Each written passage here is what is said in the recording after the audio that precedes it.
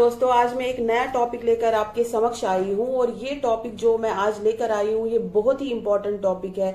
ये इम्पोर्टेंट क्यों है? ये इसलिए इम्पोर्टेंट है क्योंकि हमारे साथ, आपके साथ, हमारे आसपास कितने भी जो आपराधिक घटनाएं घटती है तो उस टाइम हमें क्या करना चाहिए। एफआईआर क्या होता है, कॉग्निजेबल ऑफेंस यानी संज्ञेय अपराध वो क्या होता है, नॉन कॉग्निजेबल ऑफेंस यानी असंज्ञेय अपराध वो क्या होता है, और हमें अगर जो एफआईआर है वो कहाँ रजिस्टर करवाना है, कौन से पुलिस स्टेशन हमें जाना है, और अगर हम अपनी कंप्लेंट लेकर पुलिस स्टेशन जाते हैं और पुलिस स्टेशन में हमारी जो कंप्लेंट है उसको लेते ही नहीं है, या अगर उसको ले लेंगे, ले भी लेंगे लेकिन उसमें इन्वेस्टिगेशन, प्रॉपर इन्वेस्टिगेशन वो नहीं करेंगे, और अगर वो इन्वेस्टिगेशन करेंगे तो वो उस सतर्क पर इन्वेस्टिगेशन नहीं करेंगे जिस पर होना चाहिए, तो उस टाइम एक आम आदमी, जो आम आदमी है, आप जैसा आदमी है, वो क्या करेगा उस टाइम? उसे क्या क्या प्रावधान है उसके लिए? क्या वो अपनी जो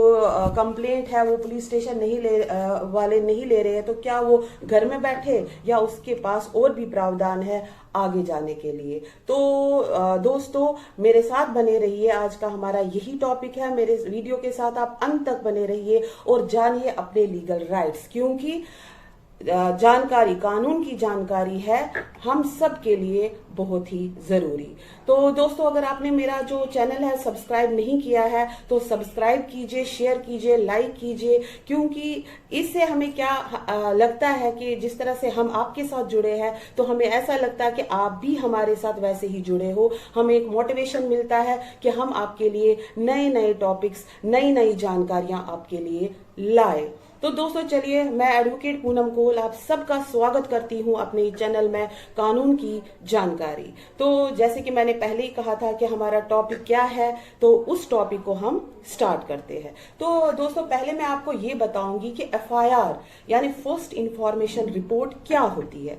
फर्स्ट इंफॉर्मेशन रिपोर्ट होती है कि जब भी कोई आपराधिक घटना आपके साथ या आपके समक्ष, आपके आसपास होती है तो आप एक कंप्लेंट लेकर पुलिस स्टेशन जाते हो। जो वो आप कंप्लेंट देते हो, पुलिस स्टेशन जाते हो तो उनको इन्फॉर्म करते हो। इन्फॉर्म टेलीफोनिकली हो सकता है, इन्फॉर्म वर्बली हो सकता है, इन्फॉर्म लिखित रूप में हो सकता है। जो भी आप उनको इन्फॉर्मेशन देते हो उसको हम फर्स्ट इन्फॉर्मेशन रिपोर्ट बोलते हैं। होगी ये बात। अब दूसरा है कि कॉग्निजेबल ऑफेंस यानी संज्ञेय अपराध क्या होता है।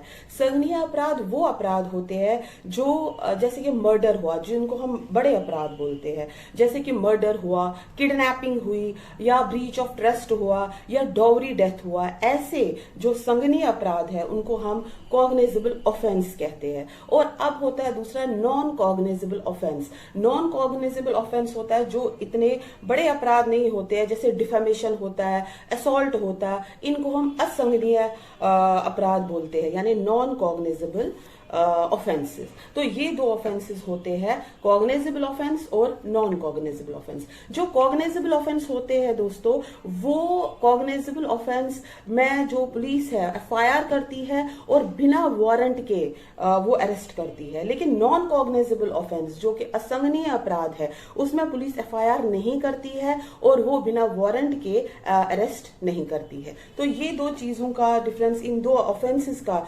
डिफरेंस आपको समझ आ गया। अब दोस्तों, अब आपके पास, आपके साथ या आपके आसपास कोई अपराध होता है, तो जब अपराध होता है तब आपको ये नहीं पता है कि मुझे ये कौन सा, जो जहां अपराध हुआ है तो यहाँ कौन सा इसका जो पुलिस स्टेशन है वो लगता है, क्योंकि एज पर लॉ जहां पर अपराध घटता है तो हमें उस एरिया के जुरिस्डिक्शन में जो पुलिस स्टेशन पड़ता है वहां ही जाना पड़ता है। लेकिन जब अपराध होता है, हम आम आदमी जो है, आप जैसे लोग हैं, उनको क्या पता है कि इस एरिया का पुलिस स्टेशन कौन लगता है, ये असंज्ञेय अपराध है या संज्ञेय अपराध है, यानी कॉग्निजेबल ऑफेंस है या नॉन कॉग्निजेबल ऑफेंस है। ये तो फालतू की बात है उस टाइम, क्योंकि उस टाइम हम ये सोचते हैं कि हाँ, अपराध हो चुका है और हमें कंप्लेंट देनी है, हमें पुलिस स्टेशन जाना है।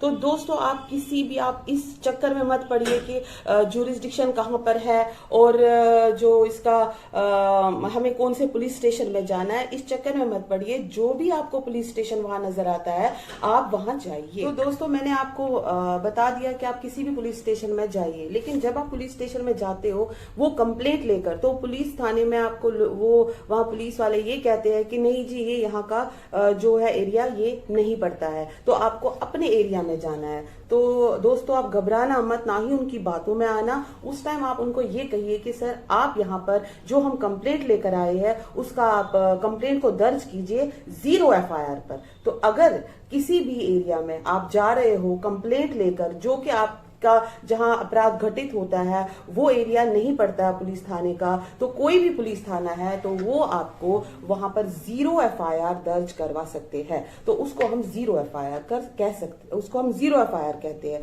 तो दोस्तों आपको पता होना चाहिए कि आप किसी भी पुलिस थाने में अपना कंप्लेंट दे दोगे और पुलिस को वो कंप्लेंट लेनी है और वो दर्ज करेगी, उसका वो दर्ज करेगी एज 0 FIR पे।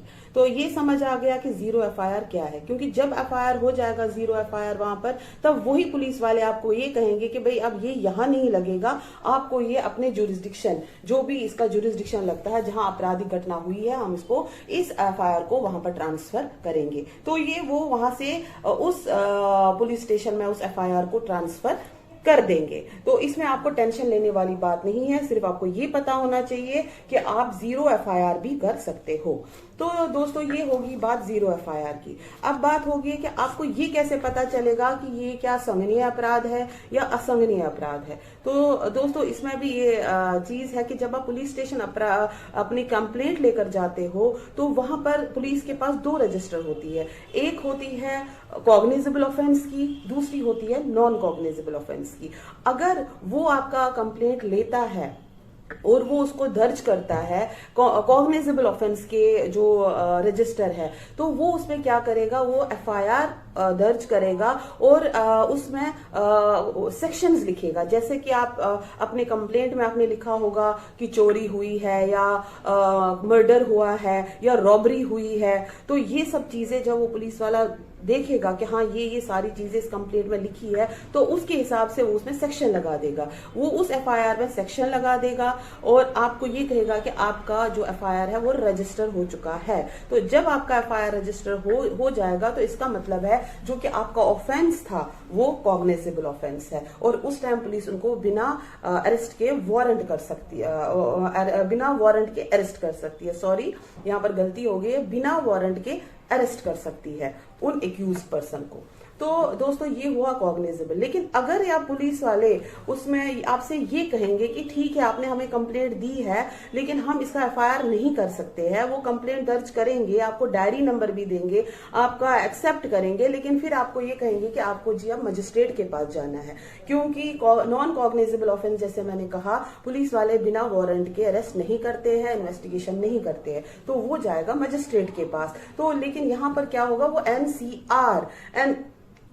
NCR आपका लिख देंगे यहाँ पर, तो आपको कहेंगे मजिस्ट्रेट के पास जाने के लिए। तो इस टाइम आप समझिए कि ये नॉन कॉग्निजेबल ऑफेंस है जिसमें नॉन कॉग्निजेबल रिपोर्ट वो फाइल करेंगे। तो ये है डिफरेंस कॉग्निजेबल, तभी आपको वहीं पर पता चलेगा कि कॉग्निजेबल ऑफेंस है या नॉन कॉग्निजेबल ऑफेंस है। तो अब बात ये आती है कि यहाँ पर तो सब कुछ हो ही गया, जो जैसे मैंने आपसे कहा 0 FIR भी आपने कर दिया, आपने कंप्लेंट भी कर दिया, FIR भी हो गया आपका। लेकिन कभी कभी क्या होता है दोस्तों कि जब आप अपनी कंप्लेंट लेकर पुलिस स्टेशन में जाते हो और ये कहते हो कि हमारी कंप्लेंट दर्ज कर दीजिए, इसको FIR कर दीजिए, लेकिन उस टाइम जो पुलिस वाले होते हैं वो आपकी FIR या तो नहीं लेते, आपका जो कंप्लेंट है वो नहीं लेते हैं, या उसमें जो इन्वेस्टिगेशन है वो नहीं करते हैं, या इन्वेस्टिगेशन प्रॉपर तरीके से नहीं करते हैं, आपको आनाकानी करते हैं। तो आप उस टाइम क्या करोगे, क्योंकि जब पुलिस ही अपने दरवाजे बंद करेगी तो उस टाइम आम आदमी क्या करेगा, कहाँ जाएगा ये कंप्लेंट लेकर।